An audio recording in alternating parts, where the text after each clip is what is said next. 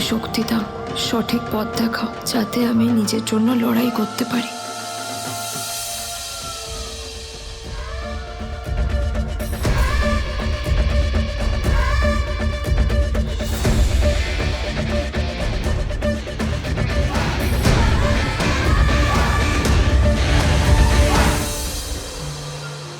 নীল সকাল সকাল ঘুরতে বেরিয়েছে বাইরে।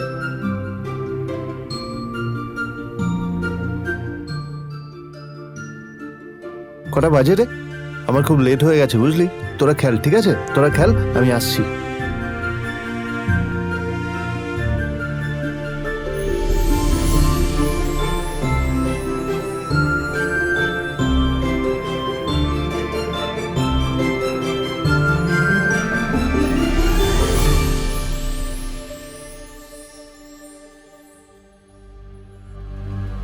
নীল, জল পড়ছে না কেন দেখো না।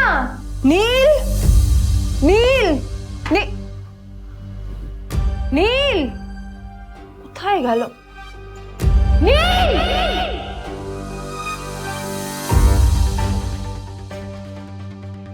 নীল, নীলকে ডাকছে কেন বলতো? ওইদিকে বাড়িতে আদ্রিতা আর চিত্রা আশ্চর্য হয়ে গেল যে নীল হঠাৎ কোথায় উধাও হয়ে গেল। মা তোমাকে কিছু বলে গেছে নীল? হ্যাঁ, কোথায় গেছে ও? না, আমি ওর কোনো খোঁজ খবর রাখি না। আমার একটা কথা মনে হচ্ছে, ওকে না এবার একটু শীতে করতে হবে। একটা কাজে যদি আসতো ছেলেটা, যখনই কোনো কাজের কথা বলি ভ্যানিশ হয়ে যায়। আমি ওকে বলেছিলাম R&B গোল্ডেন ডায়মন্ডস থেকে আমার সেটটা নিয়ে আসতে, আনেনি। আনেনি। আজকেও ভালো ওকে অফিসে নিয়ে যাবো, ভ্যানিশ হয়ে গেল। কোথায় গেল কে জানে। আমার ভাগ্যে জুটেছে এরকম একটা ছেলে। এই তুমি তুমি কেন বিয়েটা দিয়েছিলে আমাকে? এটা আবার কি বলছিস? আমার কি দোষ? দেখ, ওই অসভ্য ছেলেটার সাথে বিয়ে দিতে চাইনি। যা করেছে তোর বাবা করেছে, এটা আমার কোনো দোষ। তখনই হঠাৎ নীল সেখানে এসে উপস্থিত হলো, কিন্তু ও দুজনকে উপেক্ষা করে ভিতরে চলে যাওয়াই শ্রেয় মনে ও, করল। এই যে লাট সাহেব ফিরলেন রাজকার্য করে। এদিকে এসো, তোমার ফাঁকিবাজির আলোচনাই এখানে চলছে। মা এসো। প্লিজ থাক, মা থাক, ভাল লাগছে না। এমনিতেই অফিসের জন্য আমার লেট হয়ে যাচ্ছে, আর বিজন আমার ওয়েটও করছে। বিজনের নাম শুনে নীলের মুখটা ফ্যাকাশে হয়ে গেল।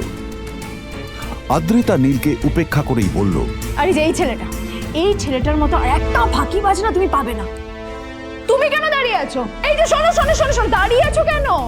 তোমাকে আমি বলেছিলাম R&B গোল্ড ডায়মন্ডস এর সেটটা তুলেছো, তোলোনি তো। এইটা চাই না আমার। তুমি আমার সাথে অফিসে যাবে, ফেরার পথে তুমি সেটটা নিয়ে আসবে। তোমার জন্য সবসময় লেট হয় অফিসে, তোমার জন্য। বিরক্ত লাগে। আর ব্যাগটা নিয়ে ওর পেছন পেছন কোথায় যাচ্ছ? যাবি ওখানে রেখে এসো। নীল চিত্রার সাথে মাঝে মাঝে ঝগড়া করলেও তার স্ত্রী আদ্রিতার সাথে ও কখনো ঝগড়া করত না। সত্য সব অপদার্থ। এত কিছুর পরেও কেন একজন ধনী বাবা তার মেয়েকে গরিব ছেলের সাথে বিয়ে দিলেন?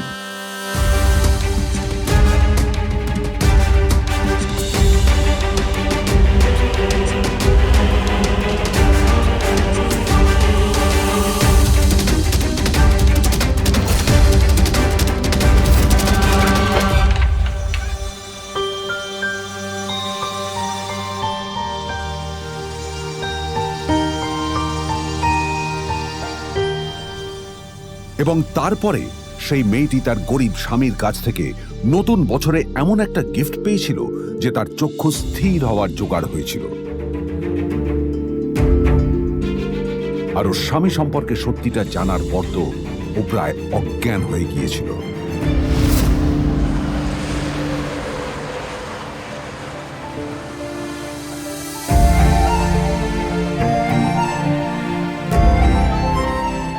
কিছুক্ষণের মধ্যেই তারা আদ্রিতার অফিসে পৌঁছে গেল। আদ্রিতা গাড়ি থেকে নামতে নামতে দেখলো যে তার কাছে অনেকগুলো ফাইল আছে। নীলের দিকে তাকিয়ে ওকেই ফাইলগুলো নিয়ে ভেতরে আসতে বলল। চলো, হা করে দাঁড়িয়ে আছো কেন? ফাইলগুলো নিয়ে ভেতরে এসো।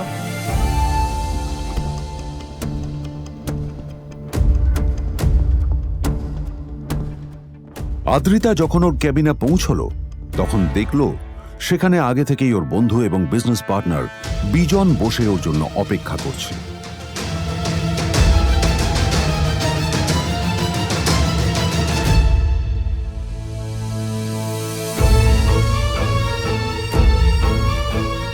কোথায় ছিলে বলো? আমি 1 ঘন্টা ধরে তোমার জন্য এখানে ওয়েট করছি। এই লোকটার কি কোনো কাজকর্ম নেই? 1 ঘন্টা ধরে বসে আমার স্ত্রী আদ্রিতার জন্য অপেক্ষা করছে। সরি বিজন, আমি খুবই দুঃখিত যে বাড়ির কিছু লোকের জন্য না আমার সবসময় লেট হয়ে যায়। আদ্রিতার কথা শোনার পর বিজনের 1 ঘন্টা অপেক্ষা করার অভিযোগ এক মুহূর্তের মধ্যে মিলিয়ে গিয়েছিল। কি হলো, হাসছো কেন? লটারি পেলে নাকি? লটারি? হ্যাঁ, তুমি আসা মানে আমার কাছে লটারির থেকেও বেশি দাম। তবে তার থেকে কিঞ্চিত কম দামি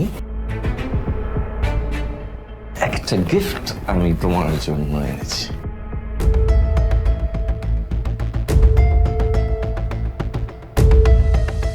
This is a rare diamond necklace for you.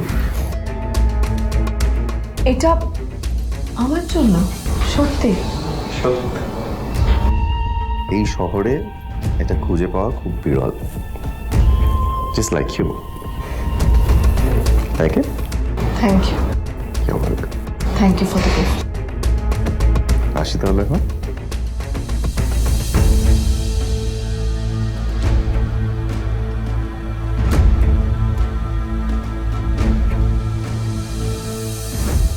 Adrita, আমি আজ পর্যন্ত তোমাকে কোনো রকম উপদেশ দিইনি, কিন্তু আজ আমি তোমাকে বলতে বাধ্য হচ্ছি। এই যে এই লোকটা তোমাকে শুধুমাত্র ইমপ্রেস করার জন্য একটা নকল সস্তার হীরের গয়না দিয়ে গেছে। এরকম একটা লোকের সাথে তোমার মেশা উচিত না। ভবিষ্যতে কিন্তু তুমি বিপদে পড়বে। আদ্রিতা, আমি তোমাকে কথা দিচ্ছি, আমি তোমার জন্য আসল রেয়ার একটা হীরের গয়না এনে দেবো, এর চেয়েও দামি, এর চেয়ে অনেক অনেক বেশি দামি।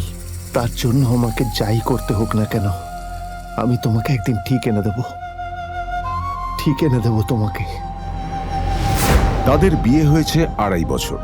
এর মধ্যে প্রথমবার তার মনে হলো নীল তার জন্য লড়াই করছে। নীলের এই রূপটা দেখে আদ্রিতা চমকে গেল। আজ প্রথমবারের মতো আদ্রিতার মনে প্রশ্ন এলো, নীলকে নিজের থেকে দূরে সরিয়ে রেখে আমি কি কোনো ভুল করছি? না না, এটা আমি কি ভাবছি? বিজন আমার বিজনেস পার্টনার, ও আমাদের মেইন ইনভেস্টর। নীলের এই অ্যাকশনের কারণে বিজন আমার কোম্পানি থেকে ব্যাক আউট করে গেলে কি হবে? না না না না না, নীলের জন্য আমি আমার এত বছরের পরিশ্রমকে জলে দিতে পারি না। আমার নীলকে নয়, আমার বিজনকে প্রয়োজন। এইসব ভাবতে ভাবতে আদ্রিতার নীলের ওপর রাগ হতে শুরু করে। আদ্রিতার রাগ তখন চরমে উঠে যায়। আজ প্রথমবার নীল আদ্রিতার সাথে খারাপ ব্যবহার করেছে। How dare you! তোমার এত বড় সাহস! হ্যাঁ, তোমাকে কে অধিকার দেয় বলো তো যে তুমি আমারই অফিসে দাঁড়িয়ে আমাকেই এতগুলো উল্টোপাল্টা কথা তুমি শোনালে? তোমাকে এখানে আনাই আমার ভুল হয়েছে, সবচেয়ে বড় ভুল হয়েছে। এবার চুপচাপ এখান থেকে বেরিয়ে যাও, right now. Get out! Neel আদ্রিতার এই কথার কোনো উত্তর দিল না। নীল জানতো যে ও যতই কথা বাড়াবে আদ্রিতা ততই বেশি রেগে যাবে। আদ্রিতা যেন তেন ভাবে নিজের রাগ চেপে ব্যাপারটা ওখানেই শেষ করার চেষ্টা করলো, কিন্তু ও তো জানতো না যে ব্যাপারটা তখন সবে শুরু হয়েছে। কি হলো, শুনতে পাচ্ছিস না? কালা নাকি? আমারই সামনে দাঁড়িয়ে আমার কেনা গিফট নিয়ে তুই মজা করলি?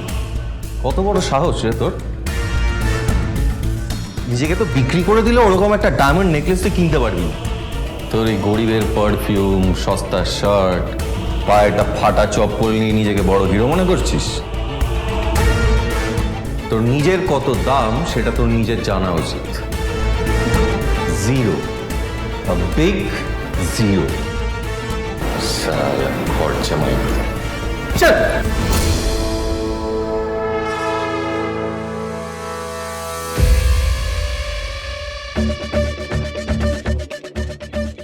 নীল তখনও ঝামেলা করার মেজাজ ছিল না, কিন্তু যখন কেউ অন্যের নীরবতার সুযোগ নিতে শুরু করে তখন কথা বলাটা প্রয়োজন। নীল আঙুল তুলে পেছনের দিকে ইশারা করে। প্রথম কথা, ওই যে ওখানে দাঁড়িয়ে আছে, ও আমার স্ত্রী।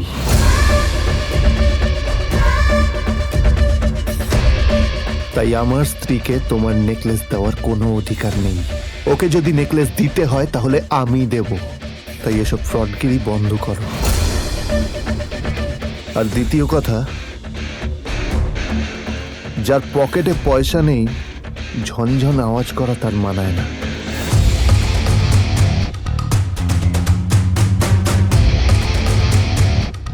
নীল বিজনকে তার সোয়াগ দেখিয়ে বেরিয়ে গেল।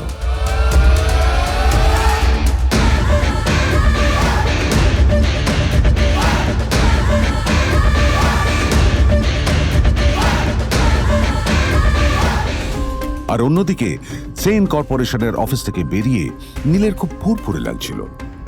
তখনই হঠাৎ ওর ফোনটা বেজে উঠল। ফোনটা ছিল মিস্টার রায় চৌধুরীর। তিনি ছিলেন শহরের সব থেকে বড় বিজনেসম্যান। হ্যাঁ মিস্টার রায়চৌধুরী, আমি আপনাকেই ফোন করতে যাচ্ছিলাম। আমি একজন বিশেষ লোকের সাথে তোমার একটা মিটিং ফিক্স করেছি। ওর অ্যাড্রেস আমি তোমাকে টেক্সট করে দিয়েছি। আমি চাই তুমি ওই লোকটার সাথে মিট করো। ঠিক আছে, আমি যে কোনো কারোর সাথে দেখা করতে পারি, কিন্তু তার জন্য আপনাকে আমার দুটো শর্ত মানতে হবে। প্রথমটা, আমার জন্য একটা রেয়ার হীরের নেকলেস আপনাকে জোগাড় করে আনতে হবে। আর দ্বিতীয়টা, আমি আপনাকে টেক্সট করছি, এটাও কিন্তু একই রকম জরুরি। এই দুটো কাজ আপনাকে যত তাড়াতাড়ি সম্ভব করে ফেলতে হবে আমার জন্য, ঠিক আছে? তোমার অ্যাকাউন্টে কিছু টাকা পাঠিয়েছি। কিছু জামা কাপড় কেনো, যাতে তুমি ভদ্র সমাজে আসার যোগ্য হও, আর তোমাকে আমি স্বামীর পরিচয় দিতে লজ্জা না পাই। তোমার কারণে আমার পরিবার লজ্জা পাবে, আমি সেটা চাই না। যখনই দেখি তখনই তুমি ভিখিরির মতো ছেঁড়া ফাটা জামা কাপড় পরে থাকো। আসলে আদ্রিতার বাড়িতে আজ ফ্যামিলি ডিনার পার্টি ছিল, আর শেষবার নীলের জন্য ওকে অনেক ঝামেলা পোহাতে হয়েছিল। মেসেজ পড়ে নীল ফোনটা নিজের পকেটে রেখে রাস্তার ধারে গিয়ে একটা ট্যাক্সি থামানোর জন্য হাত বাড়িয়ে দিল। নীল ট্যাক্সি ধরে গোল্ডেন সিটি অ্যাভিনিউর দিকে বেরিয়ে পড়ল। নীল ওই বাড়িতে ঘর জামাইয়ের মতো থাকলেও ও যেন ওখানে একজন চাকর ছিল। সবাই ওকে অপমান করত। ওই বাড়িতে না ও ঠিক মতো খাবার পেত, আর না ওর কোনো আলাদা ঘর ছিল। কখনো কার্পেটের উপর ঘুমোতো, তো কখনো আবার পোষা কুকুরের ঘরের পাশে নীলকে ঘুমোতে হতো। হাত খরচ মেটাতে ও এক জায়গায় ওয়েটারের কাজও করত। আদ্রিতা তার বন্ধুদের বলেছিল যে আদ্রিতা বিদেশে বিয়ে করেছে, আর তার স্বামী লন্ডনের একজন খুব বড় বিজনেসম্যান। কিন্তু যখন আদ্রিতার বন্ধুরা ওকে ওদের স্বামীদের দেওয়া দামি দামি গিফটগুলো দেখাতো, তখন লজ্জায় ওর ভিতরটা পুড়ে ছাই হয়ে যেত।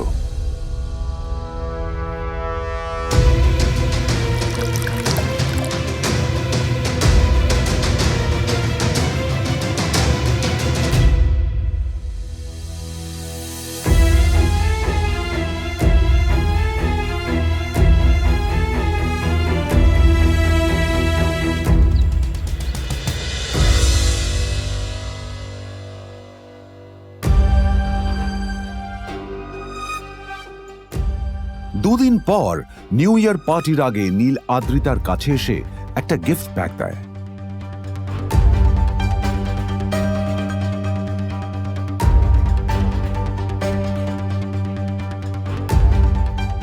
আদ্রিতা মুখ বেজার করে বাক্সটা খুলল, তবে তারপর বাক্সের ভেতরে গিফটটা দেখতেই ও চমকে গেল।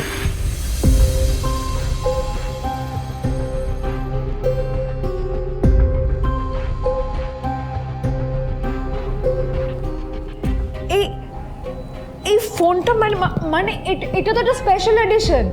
এটার দাম তো 3 কোটি টাকা। তুমি এটা পেলে কোথা থেকে? আসলে এটা অরিজিনাল নয়। আমি ওই ফোনটারই একটা কপি এনেছি।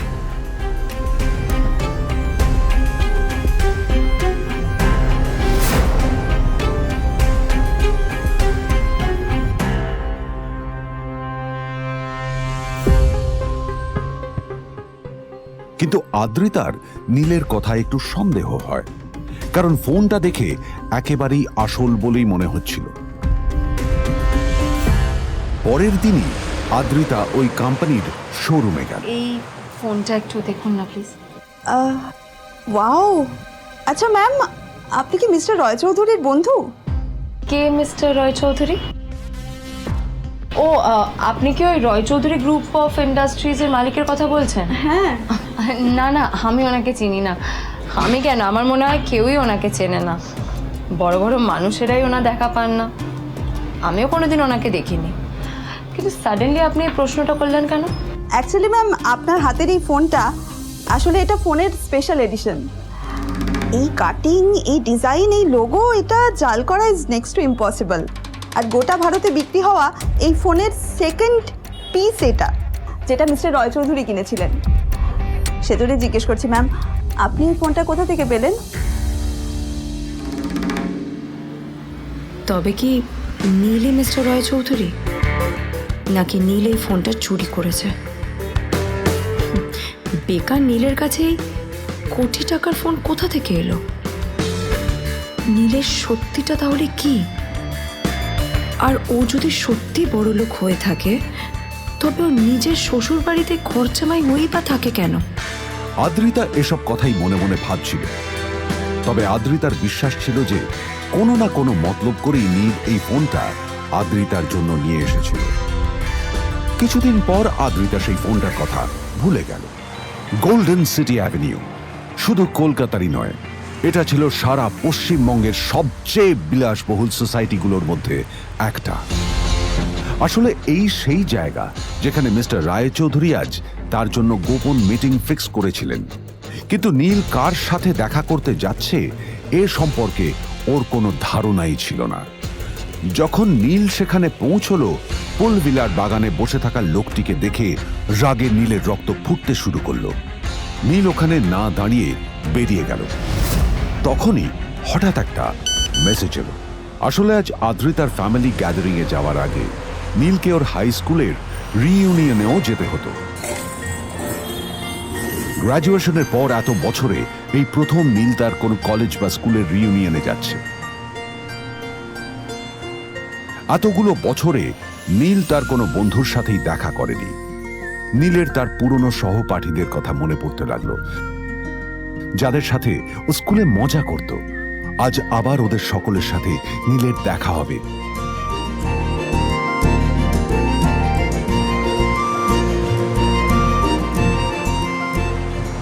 আর এই সব কিছু ভেবেই নীল এক্সাইটেড হয়ে যাচ্ছিল। আসলে সোহিনীকে নীল তার স্কুল টাইমে পছন্দ করত।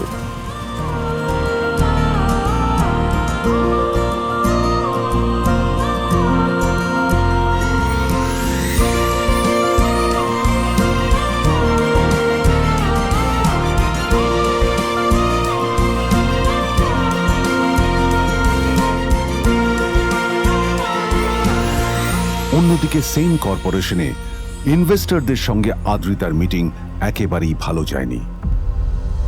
নীল রিইউনিয়ন পার্টির জন্য হোটেল প্রাইম স্টারের দিকে রওনা হলো। হোটেল প্রাইম স্টার ছিল শহরের সবচেয়ে দামি হোটেল। ওখানে শহরের সব বড় লোকেরা যাতায়াত করত। নীল যখনই তার পুরনো বাইকটা নিয়ে ওখানে পৌঁছলো, ওর পুরনো জামা কাপড়, পুরনো বাইক আর ওর পায়ে ছেঁড়া চপ্পল দেখে সিকিউরিটি গার্ড ওকে গেটের বাইরেই আটকে দিল। কোথায় যাচ্ছিস শালা ভিকিরি? না না দাদা, আপনি আমাকে ভুল বুঝছেন। আসলে আমাকে ইনভাইট করা হয়েছে, আমি এই হোটেলেই এসেছি। শালা মিথ্যে কথা বলার জায়গা পাস না? হ্যাঁ, মিথ্যে কথা বলার আগে নিজের চেহারাটা তো দেখতিস। এটা একটা প্রাইম হোটেল, বুঝেছিস? এখানে সব শহরের বড় বড় লোকেরা তাদের বড় বড় গাড়ি নিয়ে আসে। শালা তোর মতো একটা ভিকিরি একটা ফ্যাট প্যাটে আওয়াজ বের করা বাইক নিয়ে চলে এসেছিস, আর আমি তোকে ঢুকতে দেবো না দাদা, আমাকে ইনভাইট করা হয়েছে। আমাকে শুনুন শুনুন, আরে চল আমাকে একবার ঢুকতে দিন আমাকে। নীল পড়ে যেতেই একটা দামি গাড়ি ওখানে এসে দাঁড়ালো। এই গাড়িটি আর অন্য কারো নয়, হোটেল প্রাইমের মালিক মিস্টার খান্নার ছিল। কি হচ্ছে কি এটা? হোটেলের গেটের সামনে এসব এসব ক্যাশ চলছে এখানে। হোটেলের বদনাম হবে না এতে? স্যার দেখুন না, এই যে ভিকিরিটা হোটেলে ঢুকতে যাচ্ছে, আমি বারণ করছি, শুনছে না স্যার? Shut up! আপনি কি করতে আছেন? কে কি হচ্ছে দেখি দেখি কে? মিস্টার খান্না তার চশমা খুলে নীলের দিকে দেখলেন, আর ওনার মুখটা হাঁ হয়ে গেল।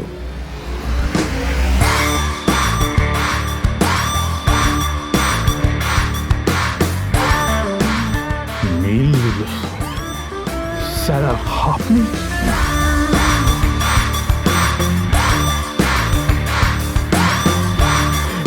Extremely sorry sir sir sir আপনি একটা ইনফর্ম করেননি কেন আমাকে? আপনি আসবেন জানলে তো আমি নিজে রিসিভ করতে আসতাম আপনাকে। ছি ছি ছি ছি ছি ছি। ঠিক আছে, আপনি আপনি ব্যস্ত হবেন না প্লিজ। জানোইনি কে? নিজের বসকে এভাবে একজন ভিখারিকে হাতে পায়ে ধরতে দেখে গার্ডটিও অবাক হয়ে গেল। আরে sir sorry sir, extremely sorry, আপনি আমার সঙ্গে আসুন। সরি স্যার, সরি, ভুল হয়ে গেছে স্যার। সালাম স্যার। নীল কি তবে সত্যিই একজন খুব বড়লোক কেউ? জানতে পকেট এফএম এর এই সম্পূর্ণ গল্পটি শুনুন বস, দুনিয়া যার বসে। লিঙ্কটি রয়েছে ডেসক্রিপশনে।